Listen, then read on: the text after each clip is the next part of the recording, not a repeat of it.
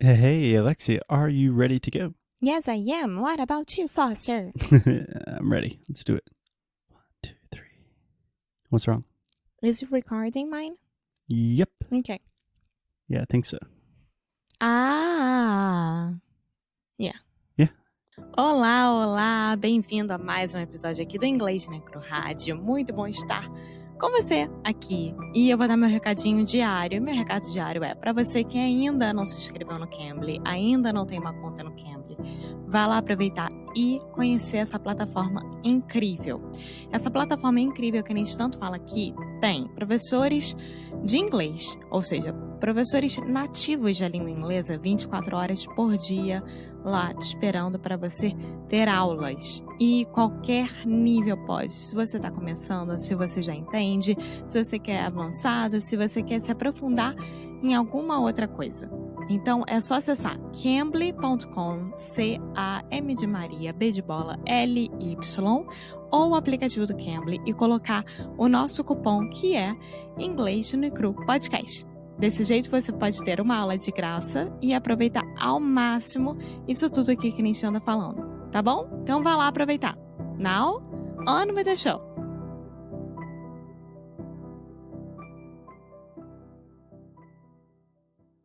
Hello, hey, sweet people. How are you? It is Foster from Inglês no Rádio. And here he is here with me, Alexia. I'm here with Alexia. Happy whatever day this podcast is being released on. And today, Alexia, it is raining cats and dogs. Yes, it is. Raining cats and dogs. And I'm gonna turn 30 in just a little bit as well. Ooh, are you excited? Yeah, I am. Do you know where the phrase raining cats and dogs comes from? No. No. Do you know what it means? Yeah. Raining a lot. Yeah, we have one in Portuguese that I don't remember, but it's like, tá chovendo, something, and canivetes. I don't know exactly. I believe, I'm not sure if this is 100% accurate, but I believe that the phrase raining cats and dogs comes from industrial London during the Victorian age when they were building so many new streets and everything, and the city was just crazy. That occasionally it would rain really hard, and they did not have proper sewage systems. Proper what? Sewage systems, like pipes and places for the water to flow. Okay. And it would rain so hard that quite literally cats and dogs would get washed up in the rain. That's horrible. Yeah.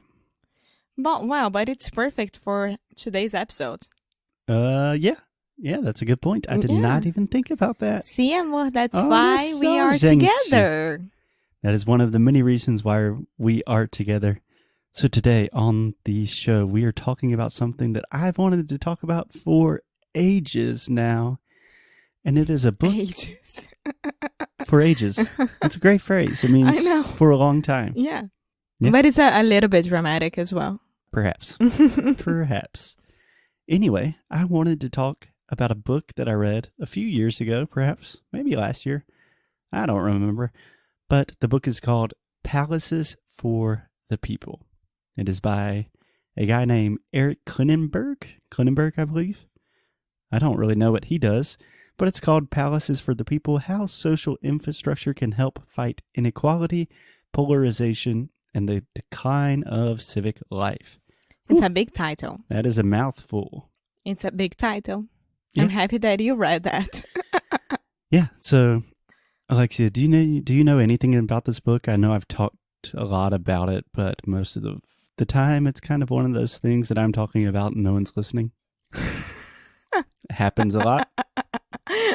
I imagine that you've already talked a lot about it. Yeah, you could say you have talked a lot about it already. So you've already talked about it a lot. Mm-hmm. Yeah, but not specific like, oh, this is from Palace of the People. Maybe it was in the middle of a conversation that you were talking about, but I don't remember specific. Yeah, so this book is about social infrastructure, which essentially is referring to services, building structures that support and improve the quality of life in a place. But when we're talking about social infrastructure, it's things that make life better for people, but it doesn't necessarily help the economy. Okay. So It sounds so boring, but I promise it's not. like what? For example, libraries, public libraries. That is one of the main things that he talks about in the book, and that's why we're talking about it today, because we visited my public library in Spartanburg, South Carolina yesterday. Yes, we did. It's amazing. Yeah, we'll talk about that in just a second, but other examples would be public parks, nature, Public museums. museums, transportation, public sports, things like that. Public sports. Yeah, sports groups, sports teams, like soccer fields. Okay. A place for you to play. Yeah, sure. Okay. Yeah, it's just things Public gym. things that make life better, but don't really make money. Or just like those things that exist in Rio for seniors in the plazas and all those. How do you say that? It's just like a recreational park for seniors. I don't know. It's a place for old people to stretch their legs a little bit. Okay. Okay, so Alexia, the phrase "palace is for the people," this originally comes from Andrew Carnegie, do you know who Andrew Carnegie is? No idea. No idea. Oh boy. What? He's just one of the most famous historical figures in all of American history. I'm sorry, I'm not American. I didn't study American history that much as well, so we could focus on need to European apologize. Okay. history. Anyway. Someone is talking here. Oh, my Amazon device is talking to me? Yeah. Okay, we will just make sure we don't mention your name anymore, but it should be fine. Okay. So this phrase, "palaces for the people," originally comes from Andrew Carnegie, he is most famous for building most of the railroads, and he's one of the richest people in all of American history, and he built a lot of things with steel and railways, that kind of thing. So he was British, right? Originally he was Scottish, and then he immigrated to the U.S. Yeah, I imagine, because they were the ones who would do all the railroads and everything that time. The Scottish. Scottish people. But Andrew Carnegie also started building a lot of public libraries, and he thought they were hugely important, and he called them palaces for the people. That's where the title of the book comes from, and I just think it is intensely beautiful. It's beautiful. When you think about it, palaces for the people. I mean, everything is built for us. All of this is built for us. It's for the people. It's beautiful. Yeah. So that's where I wanted to start today, Alexia, is talking about public libraries, because honestly, I think it's something super, super important for society in general, and it's something that we take for granted, which means we don't appreciate it enough. That's very true. So, Alexia, yesterday we went to the Spartanburg Public Library. This was your first experience. No, not your first experience in a public library in the U.S., but your first experience at this one. How was it? What were you expecting? How was it compared to your expectations? It was my first one. And no, it was not. We also went to the North Carolina State Public Library in Raleigh. I thought it was... No, we didn't. Yes, we did. No, we didn't. We did, but I thought it was a college library. It's the public university library. So it's still public. You don't have to go to the college to go there. But I thought it was from the college. Okay. Yeah, that one had the robot, remember? The robot who would grab the book that he wanted. Yes. So we also went to a public library many years ago in Raleigh, North Carolina, which is the capital of North Carolina. And this public library is associated with the public university in Raleigh. And it's way better than Spartanburg. It's crazy good. No, it's amazing. It's like, I have no idea how to compare that because it was amazing. But the Spartanburg Library, public library, was so cool to visit because Spartanburg is a tiny city, right? It's a tiny place. Yeah, it's not like a New York or Miami or anything like that. No. And to have a public library do jeito. Do jeito que...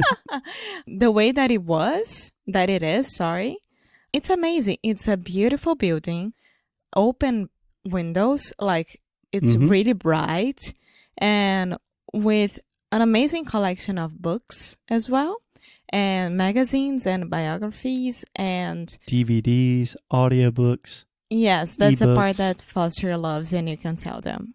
Yeah, so just imagine this.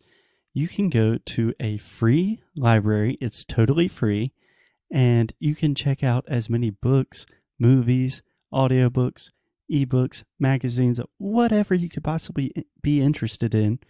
For free, you can check out up to 50 books, I believe, at one time. And when you check out a book, you can keep it for a month. Totally for free. It's the coolest thing in the world.